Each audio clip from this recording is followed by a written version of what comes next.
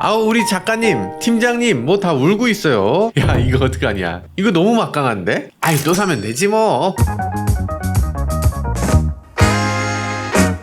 네, 안녕하세요. 모카 김한용입니다. 테슬라 모델 3 신모델 이름하여 하이랜드의 국내 인증이 속속 이루어지고 있습니다. 곧 출시된다는 얘기겠죠? 지난번에 저희가 싱가포르에서 타본 모델 3 요건데요. 놀라웠습니다. 이전에 있었던 모델 3 사실 굉장히 좋아했어요. 저는 진짜 좋은 차고 진짜 이렇게까지 만족감을 주는 자동차는 없지 않았나 라고 생각될 정도로 정말 만족했던 차인데, 근데 어딘가 약간씩 부족했어. 왜냐면 단차 같은 거 좀 있고 디자인이 조금 다 좋은데 요건 좀 아쉽네, 이런 것들이 군데군데 있었습니다. 근데 이번 모델 3는 일단 디자인이 너무 예뻐. 승차감 엄청나게 향상됐고, 그리고 엄청나게 조용해졌습니다. 주행거리도 상당히 늘었죠. 게다가 출력도 상당히 세지면서 무게도 엄청나게 가벼워져서 모델 3 퍼포먼스는 시속 100km까지 가속 시간이 2.9초 3초 벽을 드디어 깨나요. 이 정도라면 람보르기니 우라칸 퍼포먼테 요런 차, 맥라렌 720S 요런 차, 이런 차하고 같은 가속력이란 얘기죠. 5억짜리 하이퍼카가 절대 부럽지 않은 가속력, 이걸 7천만원짜리 차에서, 이건 너무 대단하죠. 이 엄청난 차 알아볼 거고요. 요즘 테슬라를 둘러싼 여러 가지 얘기들 있죠. 테슬라라고 하면 좀 비웃는 분위기 좀 있는 것 같아요. 요즘 뭐 망했다며 이런 얘기도 듣고, 테슬라 주가가 폭락이라며 이런 분들도 계시던데, 테슬라 그렇게 하락했다고 하고 토요타 주가가 그렇게 올랐다고 하는데 여전히 테슬라는 토요타 시가총액의 2배죠. 대체 뭐가 테슬라를 이렇게까지 만드는 건지, 그 핵심이 되는 모델 3 하이랜드, 올해 나오는 자동차 중에서 가장 놀라운 자동차 중 하나가 될 텐데 어떤 차인지 함께 살펴보시죠. 네, 작년에 세계에서 세단, SUV, 트럭 뭐 다 포함해서 그 중에 가장 많이 팔린 차가 뭘 것 같아요? 세계에서 가장 많이 팔린 차는 놀랍게도 테슬라 모델 Y입니다. 토요타라든지 폭스바겐이라든지 이런 회사들이 아니에요. 모델 Y는 전 세계에서 무려 123만 대를 팔았습니다. 한 차종으로. 재작년에 비해서 무려 64%가 증가한 거고, 2위인 토요타 라브4보다도 무려 20%를 더 판 겁니다. 엄청난 기록이라고 할 수 있죠. 전기차가 세계 1위를 차지하는 세상, 이거 상당히 상징적인 일이라고 자토라고 하는 자동차 시장조사기관에서 이렇게 얘기를 하고 있습니다. 정말 놀라운 사건이라고 할 수 있고, 세계에서 1위 하려면 이제 전기차를 만들어야 되나? 라는 정도로 생각이 바뀌어가야 되는 그런 시대라고 할 수 있는 거죠. 물론 그렇다고 해서 전기차 모두가 인기를 끄는 게 아니고 그 중에 한 개만 이렇게 인기를 끈다는 거죠. 예전에 포드가 처음으로 모델 T를 만들었을 때 그때의 자동차처럼 정말 전설적인 자동차가 돼가고 있는 건데요. 그렇지만 원래 테슬라가 모델 Y를 만드는 회사는 아니죠. 테슬라는 전통적으로 가장 인기 있는 차가 모델 3예요. 그럼 모델 Y가 왜 이렇게 인기인가? 모델 Y는 2020년에 나왔잖아요. 작년까지만 해도 불과 3년 4년 된 차. 그리고 얼마 전에 후륜구동 모델 나오면서 약간 리프레시까지 했죠. 그래서 훨씬 신차 효과가 큰 자동차다 라고 할 수 있죠. 반면에 모델 3는 2017년에 나왔습니다. 그러니까 지금 벌써 7년 된 거예요. 그래서 판매 대수를 지금 비교해보면 하나는 나온 지 3년 된 차, 하나는 나온 지 7년 된 차니까 지금 비교하기는 조금 쉽지 않고, 모델 3의 신차가 나오게 되면 비로소 모델 3와 모델 Y 중에 어떤 차가 더 많이 팔리게 될지 제대로 비교할 수 있을 것 같습니다. 우리나라는 세단보다 SUV가 더 인기 있다면서요 하실 수 있는데, 그거는 보편적인 경우에 그렇고 고급차에선 조금 얘기가 다릅니다. 수입차 1위는 전통적으로 벤츠 E클래스, BMW 5 시리즈, 아우디 A6 이렇게 3개의 차종이죠. 그리고 제네시스도 전통적으로 G80이 GV80보다 훨씬 더 인기가 많습니다. 테슬라를 보면 전 차종이 다 5천만 원 이상의 고급차거든요. 사람들마다 평가는 다르겠지만 이 가격으로 놓고 봤을 때 상당한 고급 브랜드이기 때문에 이 세단 인기가 SUV 인기보다 높을 수 있는 그런 브랜드라고 할 수 있습니다. 정말 인기 있을 수 있나? 여러 가지 봤을 때 그럴 것 같습니다.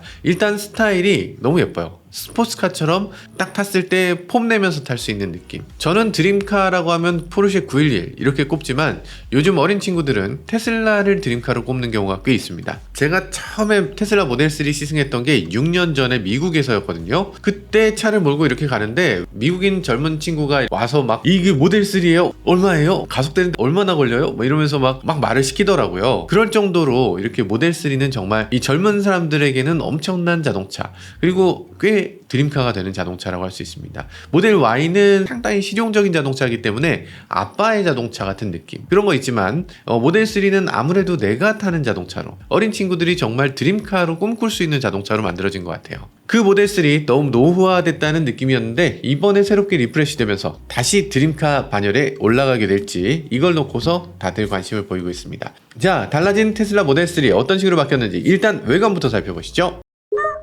기존 테슬라도 못생긴 건 아닙니다. 모델 3를 보면 참 예뻐요. 앞부분 보면 포르쉐보다 더 포르쉐야. 그런 느낌 듭니다. 왜냐면 박스터 예전에 앞모양 보면 이런 식으로 돌고래 같은 느낌이 있었어요. 그런 것처럼 날렵하게 생기기도 했고 이 앞부분 떼놓고 보면 아주 괜찮잖아요. 보통의 가솔린차 보면 대부분 앞쪽에 엔진이 두툼해서 앞쪽이 좀 뚱뚱합니다. 다 비슷하게 생겼잖아. 포르쉐라든지 맥라렌이라든지 이런 스포츠카들을 보면 엔진이 뒤에 있는 경우가 많죠. 그러다 보니까 앞쪽에 엔진이 없어서 아주 앞이 날렵하게 뽑힙니다. 테슬라가 이런 부분을 잘 이용해서 아주 세련되고 스포티한 디자인으로 잘 디자인했죠. 기존 테슬라 모델 3 아주 멋졌는데 새로운 모델 3를 보면 와, 이게 이렇게 바뀌네. 이 훨씬 멋지네. 그 전에 헤드램프가 약간 뚱뚱한 느낌, 약간 좀 긴 느낌이었다면 이번엔 헤드램프 아주 날렵해지고 쭉 뻗었어요. 앞쪽에 이렇게 둥글둥글한 부분도 이렇게 날렵하게 선을 쫙 이어갔습니다. 테일램프 부분도 상당히 다르죠. 보통 자동차면 테일램프 중간이 이렇게 끊겨 있잖아요. 근데 포르쉐 같은 차를 보면요, 테일램프가 이렇게 쭉 이어져 있습니다. 끊긴 게 없어. 이거 왜 이래요? 포르쉐는 뒤에 트렁크가 없으니까. 트렁크 없으니까 램프를 만들었을 때 이렇게 일자로 쭉 이어갈 수 있는 거죠. 그런데 다른 차들은 다 트렁크가 있으니까 다 잘라지는 거예요. 테슬라는 트렁크가 있는데 어떻게 미끈하게 했어? 램프가 같이 올라갑니다. 보통 다른 자동차들은 램프를 쪼개기 때문에 좀 엉성하고 거의 단차가 느껴지는데 이걸 한 덩어리로 만들고 나니까 단차가 있을 수가 없어. 아주 고급스러운 테일 램프를 갖고 있습니다. 색깔도 조금 바뀌었는데 일단 이 빨간색은 완전히 새롭게 바뀌었죠. 이 울트라 레드라는 색깔 완전 마음에 듭니다. 원래 빨간색도 괜찮았는데 이 울트라 레드는 더 마음에 드는 그런 컬러가 된 것 같아요. 자, 더 많이 바뀐 것은 실내입니다. 실내를 보면요, 외관 크기는 그렇게 바뀌지 않았는데 안쪽을 어떻게 정리해서 넣는지 모르겠는데 이전보다 훨씬 더 넓은 느낌이 드는 그런 실내를 만들어냈어요. 여러 부분이 다르죠. 일단 디스플레이가 딱 눈에 띄는데요. 디스플레이는 기존보다 아주 약간 커졌습니다. 15.4인치. 수치상으로는 뭐 그렇게 크게 바뀐 것 같진 않은데 근데 아마 이게 비율이 가로로 조금 더 길어진 것 같아요. 그래서 이 면적은 더 커진 것 같은 느낌이 듭니다. 이 가로로 길어지면 이 대각선 길이가 좀 작아지니까 아마 더 넓어진 게 아닌가 그런 생각이 들어요. 어쨌든 영화를 보면 좀 더 시원하게 볼 수 있는 느낌이 든다 라는 거고요. 다른 자동차 회사들이 왜 이걸 안 따라오는지 모르겠어요. 다른 자동차 회사들도 좀 이렇게 16:9 가운데 이렇게 크게 박아놓는 거, 요런 거 제발 좀 해주면 좋겠습니다. 자, 뒷좌석을 보면요, 뒷좌석은 완전히 다른 느낌이죠. 기존의 뒷좌석도 뭐 나쁘지 않았는데 뒤에 앉으면 어쨌든 심심했잖아. 아무것도 없잖아. 디스플레이 같은 거 어딨어? 뒤에도 디스플레이를 달아줬습니다. 8인치 크기의 뒷좌석용 터치스크린 달렸고요. 여기서 게임도 할 수 있고 비디오도 볼 수 있고 유튜브도 볼 수 있습니다. 넷플릭스 같은 거 돼요. 타이달 됩니다. 애플 뮤직 다 돼요. 오디오 시스템도 더 향상시킨 거죠. 완전 고급차로 느껴지는 그런 요소라고 할 수 있습니다. 다른 차들도 뒷좌석 디스플레이 있는 차들 있던데 라고 생각하신다면 물론 있죠. 물론 있는데 다 옵션이야. 가장 깡통 모델부터 그냥 들어있습니다. 이걸 빼는 차가 없어. 테슬라는 기본적으로 이렇죠. 그러니까 모든 차를 똑같이 만들어 놓고 거기서 뭔가 빼는데 오히려 비용이 더 든다고 생각해요. 그냥 똑같이 더 많이 찍어내는 게 그냥 남는 거야. 이렇게 생각하는 게 테슬라 스타일입니다. 그러다 보니까 깡통부터 뒷좌석 디스플레이 들어간다. 훌륭하네요. 훌륭해요. 전체적으로 완전 고급차로 느껴지는 그런 효과를 주고 있습니다. 앰비언트 라이트 삥 둘러서 둘러쳐져 있죠. 앞좌석에서 시작해서 뒷좌석까지. 사실 전에 테슬라는 이런 화려함이라고는 찾아볼 수가 없는 차였죠. 뭔가 가장 실용적이고 그러다 보니까 기능적으로 의미 없는 디자인은 굳이 넣지 않는다 라는 게 기존의 테슬라의 방향성이었다면 이제는 거기에 약간의 효과를 줘서 더 예쁘게 만들지 뭐, 보기 좋은 떡이 먹기도 좋은 거지 라는 식으로 조금씩 더 효과를 줬습니다. 그래서 실내를 이런 식으로 꾸미고 나니까 기존의 자동차 회사들이 전기차로 넘어가면서 원가 절감을 지나치게 해서 싸구려 느낌이 드는 그런 인테리어를 많이 쓰고 있다면 지금 전통 자동차 회사들보다 더 전통적으로 이 자동차의 기본기를 잘 만들어내고 있어요. 고급스럽기도 하고 화려하기도 합니다. 자, 그런 느낌이고요. 그리고 중요한 거, 우리나라 사람들이 좋아하는 통풍 시트 들어갔습니다. 이것도 깡통부터 기본이에요. 테슬라는 그냥 있는 거 중에 빼는 게 없어. 다 똑같아. 이중 접합 유리, 이것도 옵션 없이 그냥 기본으로 앞뒤로 들어갑니다. 그리고 이중 접합 유리의 정말 중요한 점은 유리 자체의 두께인데 지금 현대기아가 이중 접합 유리를 하고 있다고 하지만 되게 얇아요. 그래서 그냥 유리하고 이중 접합 유리하고 그 두께가 실질적으로는 같아. 근데 테슬라 하이랜드 같은 경우는 마치 두 개의 유리를 덧붙인 것 같이 2배의 두께를 갖고 있습니다. 그러다 보니까 정숙성이 엄청나요. 전체적으로 차의 정숙성을 크게 끌어올려서 모델 3를 탔을 때 고급 차의 방음 수준이다, 이런 느낌이 절로 드는 그런 인테리어 소리를 보여줍니다. 자, 그리고 승차감. 와, 승차감이 이 정도로 좋아질 수 있나 싶은 생각이 들었어요. 차가 울퉁불퉁한 길에선 부드럽게, 딱딱해야 되는 경우에 딱딱하게 이렇게 변화를 시켜주는 이런 것도 큰 장점이었습니다. 어쨌든 이 대단한 모델 3 우리나라에 나오기 일보 직전인데 어떻게 나오게 되는지 캔시스에서 먼저 공개됐습니다. 이 캔시스 자료를 통해서 여러 가지를 알 수 있게 되는데 어떤 정보를 알게 되는지 함께 살펴보시죠.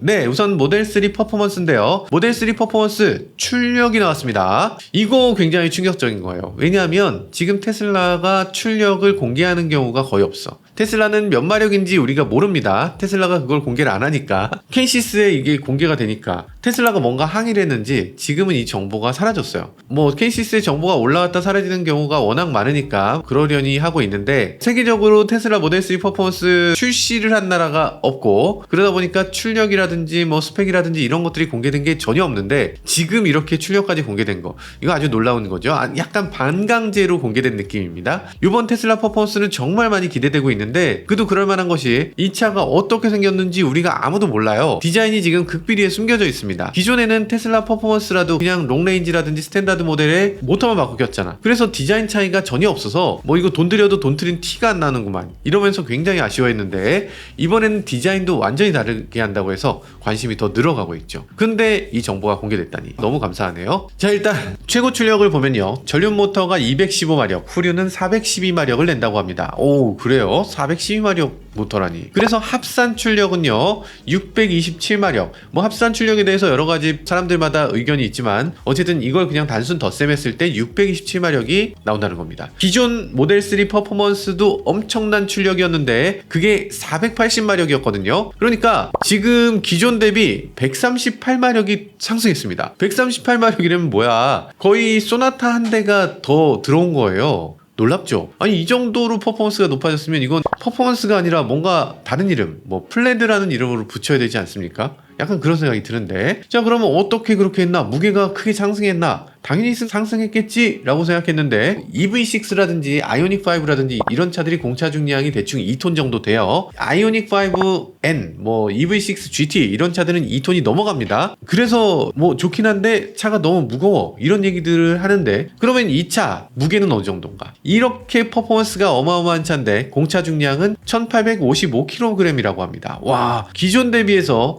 25kg 밖에 증가하지 않은 거예요. 인테리어 요소라든지 이런 것들 다 바꿨잖아. 다 바꿨는데 무게 증가가 거의 없다. 무게가 가벼워지면 뭐 주차장에 넣는 거 당연히 좋지. 코너링 할 때 코너링 성능도 향상되겠죠. 엄청 좋아질 거예요. 근데 그것보다 지금 가장 중요한 거, 시속 100km까지 가속 시간, 이게 중요한데 이거 2.9초. 야, 이게 정말이라면 너무 좋은 건데? 아니, 근데 2.9초가 가능할지 아닐지 잘 모르겠어요. 소문도 시속 60마일까지 2.9초 이렇게 돼 있거든요. 60마일이면 96km니까 시속 100km하고는 조금 달라요. 2.9초 될까? 3초대를 넘어가면 이건 슈퍼카라고 해야 돼요. 슈퍼카를 넘어서는 건데, 사실 모델 3는 테슬라에서 가장 저렴한 차잖아요. 근데 포르쉐는커녕 뭐 BMW 3 시리즈나 벤츠 C 클래스 정도, 그 정도의 가격대인데, 근데 그런 차가 어떻게 퍼포먼스는 페라리나 람보르기니 수준의 퍼포먼스가 나오나, 이게 너무 충격적이죠. 물론 어떤 분들 얘기하실 겁니다. 야, 퍼포먼스 그거 가속만 빠르고 말이야, 코너링도 아쉽고 브레이크도 아쉬워, 이렇게 얘기하시는 분들 계신데, 이번에는 더 큰 브레이크 달고 더 큰 캘리퍼도 탑재한다고 합니다. 그래서 아쉬웠던 브레이크 성능을 한 단계 끌어올린다고 해요. 될까? 일단 가벼운 무게가 그만큼 브레이크 부담도 줄여줄 거고 코너링 성능도 높여줄 거고, 최근 들어서 모델 S를 가지고서 서킷 다니시는 분들 계시던데, 모델 S보다 월등히 가볍기 때문에, 그리고 월등히 작기 때문에 이런 것들도 서킷에서 충분히 만족스러운 결과를 주지 않을까, 그런 생각이 들어요. 아니, 근데 타이어는 기존에도 PS4S였는데 이거보다 더 좋은 타이어를 낀다면 도대체 뭐가 들어가는 건가? 자, 그리고 이전에 있었던 트랙 모드 한 단계 더 업그레이드해서 새로운 트랙 모드가 소프트웨어적으로 들어간다고 합니다. 그런데 트랙 모드보다 저희가 더 바라는 건 사실 트랙 팩이 들어가면 좋겠어요. 모델 S에 지금 트랙 팩이라고 있어서, 그래서 퍼포먼스를 더 높인 브레이크, 퍼포먼스를 더 더 높인 타이어, 서스펜션도 더 단단하게 바꿔주는 그런 옵션이 있는데, 이런 트랙팩을 넣어주면 이 모델 S보다 모델 3에서 더 의미 있는 결과를 가져오지 않을까 하는 생각이 들어요. 이걸로 랩타임을 재면은 모델 S보다 더 잘 나올 수도 있겠다. 그리고 외관에 대해서 정말 관심들이 많을 텐데, 지금 모델 3 퍼포먼스 지금 이런 식의 위장막 사진이 유출됐거든요. 외부는 이런 식으로, 지금 앞부분을 봤을 때 전혀 다르죠. 여러 가지 부분에서 상당한 차이가 있는데 왠지 멋있을 것 같다는 생각이 들고, 실내도 어느 정도 유출됐습니다. 스포츠 버킷 시트가 여기 들어있는데, 이건 아니겠지, 설마 스포츠 버킷 시트, 이건 그냥 아마 그 테스트용으로 그냥 붙여놓은 게 아닌가 싶은 생각이 들어요. 버킷 시트 넣어줄 리가 없어. 혹시 트랙팩이 있다는 의미인가? 이 데이터를 보면 더 중요한 정보도 여기 그냥 아무렇지도 않게 나열되어 있습니다.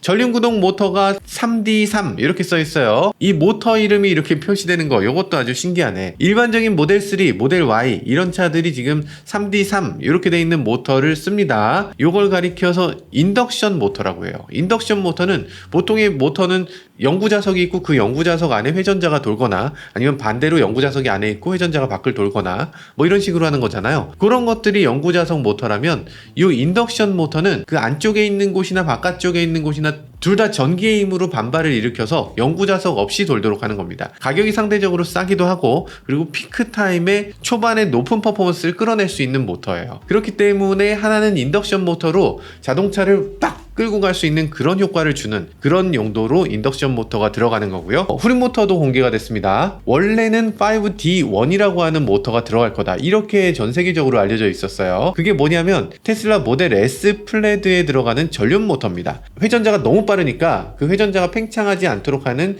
카본 슬리브라고 하는 이 카본으로 감싸져 있는 그런 모터를 말하는데, 그 모터가 들어갈 줄 알았더니 그게 아니었어요. 완전히 새로운 4D2라고 하는 모터가 들어가네요. 아마 이 모터는 상대적으로 5D1에 비해서 더 저렴한 모터, 저렴하면서도 퍼포먼스를 끌어낼 수 있는 모터로 만들어진 걸로 보여집니다. 아까 인덕션 모터는 초기 가속력이 좋다고 했잖아요. 그런데 인덕션 모터는 초기 가속력이 팍 피크를 치고 이게 서서히 내려오는 면이 있습니다. 이 토크가 RPM이 높아질수록 떨어져요. 그러다 보니까 앞바퀴는 지금 최고 출력이 6625rpm에서 나오고, 뒷바퀴는 지금 8000rpm에서 최대 출력이 나오는 걸 볼 수 있죠. 그렇다는 얘기는, 물론 이 RPM은 지금 실제 RPM인 것 같진 않고 뭔가 환산한 RPM으로 보여지죠.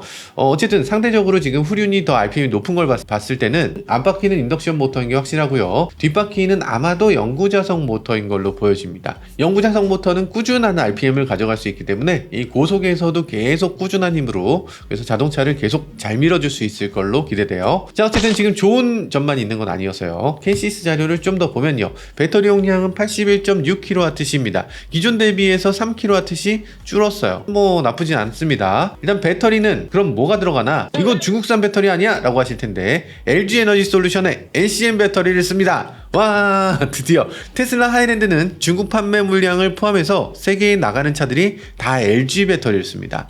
네, 이럴 줄 알았어. 역시 코리아하우스면 자동차 못 만드는구만. LFP 배터리 아니냐 이렇게 걱정하신 분들 계신다던데, LFP든 NCM이든 그런 거 걱정 마시고 그냥 쓰시면 됩니다. 신경 쓰실 필요가 하나도 없어요. 테슬라가 전기차 1등이에요. 알아서 잘 만들었어. 아무튼 여러분들이 기대하시던 LG NCM 배터리, 역시 K배터리 짱이죠. 이렇게 고성능 자동차에는 역시 K배터리, 아직 LFP로는 답이 없다, 이런 얘기도 할 수 있을 것 같습니다. 중요한 주행거리 429km, 기존에 비해서 51km 정도 감소했어요. 근데 감소했지만 이게 정말로 감소한 건지 조금 의구심이 드는데, 실제로는 좀 더 멀리 갈 수 있다, 이런 생각이 드는데, 요거에 대해서 조금 이따 말씀드리겠습니다.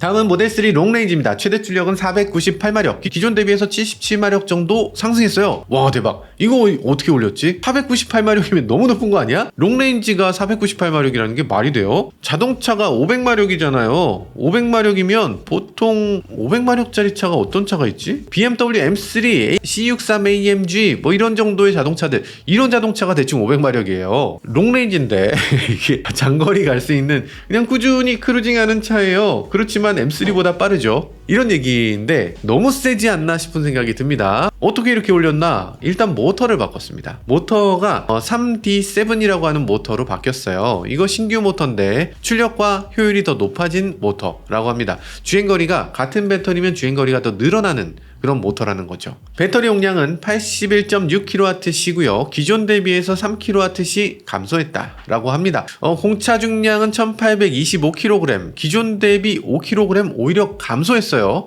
아니 넣을 건 다 넣었잖아. 다 넣고 전기 모터도 강해지고 차체도 조금 더 커지고 이렇게 좋아졌는데 어떻게 무게가 감소했지? 이렇게 감소했으면 이거 시속 100km까지 가속시간 얘도 만만치 않을 것 같아요. 시속 100km까지 가속시간이 4.4초라고 합니다. 아니 4.4초 4.4초면 지금 우리나라에서 가장 빠른 차 수준인 거예요. 이 깡패야? 뭐 다 때리고 다녀? 모델 3 하이랜드 롱레인지에서 가장 중요한 건 사실 주행거리겠죠. 근데 주행거리는 상온 488km, 저온 389km로 오히려 줄었습니다. 기존에는 상온에서 528km였거든요. 어마어마하게 길었는데 근데 그거보다 40km나 줄었다. 저는 50km나 감소했다. 이게 무슨 일인가? 기존의 테슬라 주행거리 얘기할 때 조금 이상했습니다. 너무 길어. 실제로 테스트해보면 그 정도가 나오기 너무 힘든 거예요. 테슬라 520km라는데 520km 이건 너무 어렵지 않나. 정말 간당간당하게 어렵게 달성하면 되는데 보통 다른 전기차들은 공인 주행거리보다 월등히 멀리 가거든요. 그래서 테슬라는 왜 이러냐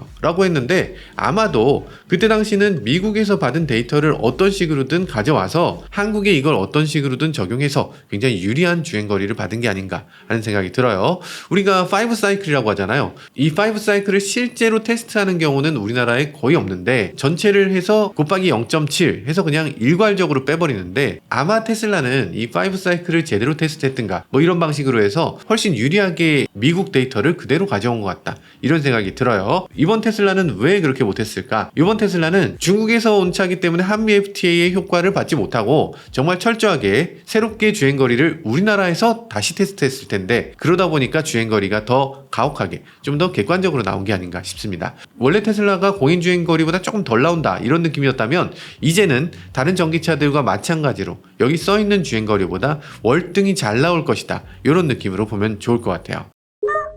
야, 이 가장 중요한 건 테슬라 모델 3 RWD예요. 그러니까 후륜구동 모델. 이게 가장 중요한 이유는 이 차가 가격이 가장 싸기 때문에. 우리나라 보조금 커트라인이 있잖아요. 그 지점이 5,500만 원인데 아마도 모델 3 RWD는 5,500만 원보다 훨씬 적은 금액으로 이렇게 맞춰서 보조금을 100% 받을 수 있는 차로 만들 게 분명합니다. 아마 테슬라 모델 Y RWD보다 가격이 더 저렴할 것 같다. 이런 생각이 들죠. 지금 테슬라 모델 Y RWD가 5,499만 원인데 그것보다 더 저렴하다. 자, 최고 출력은 283마력이고요. 200마력 넘어가면 퍼포먼스 괜찮다고들 하죠. 근데 283마력이면 뭐 나쁘지 않겠다. 이런 생각이 듭니다. 모델 Y하고 비교했을 때 모델 Y는 똑같이 3D 7 모터를 사용하는데 출력은 이 차보다 약간 높습니다. 그러니까 모델 3는 같은 모터에서 출력을 일부러 좀 줄였다. 일부러 마진을 좀 남긴 것 같아요. 가장 기본적인 자동차를 원하는 사람한테 너무 많은 퍼포먼스는 불필요하다. 이렇게 생각한 것 같기도 하고요. 그리고 나중에 혹시라도 소프트웨어 업데이트를 통해서 우리 차 더 빨라졌습니다. 이렇게 자랑하려고 그런 거 아닌가 이런 생각도 들기도 합니다. 자, 공차 중량은 1760kg, 기존 대비 10kg 늘었는데요. 그래도 이해되는 수준이고요. 1760kg이다 라고 하면 가솔린차 정도의 무게입니다. 전기차라고 해서 더 무겁다는 것은 적어도 테슬라에는 맞지 않는 표현인 것 같아요. 배터리 용량은 59.6kWh입니다. 근데 이 배터리에서 가장 중요한 거, 앞서서 말한 퍼포먼스라든지 롱레인지하고는 다르게 RWD 모델은 LG 엔솔 배터리를 쓰지 않고 중국 CATL의 LFP 배터리를 쓰고 있습니다. 주행거리는 상온이 382km, 저온은 290km를 갈 수 있다고 해요. 뭐 나쁘지 않습니다. 기존 대비해서 상온은 20km 정도 감소된 거예요. 우리나라 보조금은 저온 주행 가는 거리가 75% 이하면 아예 못 받거든요. 근데 지금 주행거리가 상온이 382, 저온이 290이면 75.9%네요. 아니 그러면 75% 넘어야 되는데 야, 간당간당하게 받았죠. 만약에 이게 1%만 줄어서 74.9만 됐어도 보조금 빵원입니다. 아예 못 받아요. 여튼 그럼에도 382km라면 나쁘지 않은 수준이죠. 제가 봤을 땐 주행거리 전혀 아쉬움이 없을 것 같고, 그리고 슈퍼차저를 이용할 수 있다는 거, 이거 너무나 큰 혜택이죠. 전국에 슈퍼차저 1000개가 넘게 있어요. 에이, 전기차 충전기 다 거기서 거기죠 라고 하실 수 있지만 슈퍼차저는 너무 달라요. 갖다 꽂는 순간 그냥 충전이 되는 거. 그리고 절대 고장이 날 가능성이 없는 거. 그냥 가면 항상 제대로 작동돼. 실제로 고장이 안 나는 건 아니지만 적어도 차가 안내했다면 거기 가면 분명히 고장이 나지 않은 정말 완벽한 상태의 슈퍼차저를 쓸 수 있는 거. 그리고 딴 사람이 이 슈퍼차저를 점유하고 있지 않은 곳을 안내해 준다는 거. 이런 것들을 봤을 때 너무 충전 경험이 좋고 너무 편리합니다.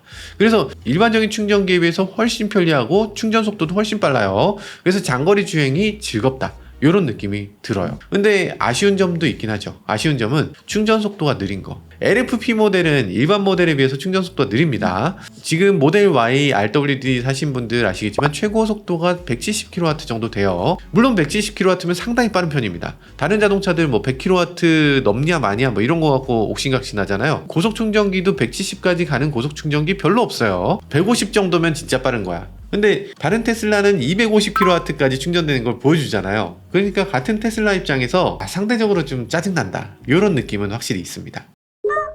자, 말 나온 김에 사실 지금 장점만 너무 얘기한 것 같은데 장점만 얘기하면 안 되죠. 단점도 여럿 있습니다. 새로운 테슬라 모델 3는 기존 모델과 다르게 초음파 센서가 사라졌어요. 이것에 대해서 정말 불편을 느끼는 경우가 많습니다. 초음파 센서 없이 카메라로 다 할 수 있나? 언젠간 AI가 더 발달하면 이거 초음파 전혀 필요 없어 라고 얘기할 수 있지만 나는 지금 이 순간 차를 사서 오늘 당장 타야 되는데 뭐 앞으로 할 수 있는 게 무슨 상관이야. 어쨌든 지금 초음파 센서 없으면 불편합니다. 불편해요. 그리고 레이더가 없습니다. 보통 자동차의 크루즈 컨트롤 보면 이만한 레이더 있잖아요. 차 앞에.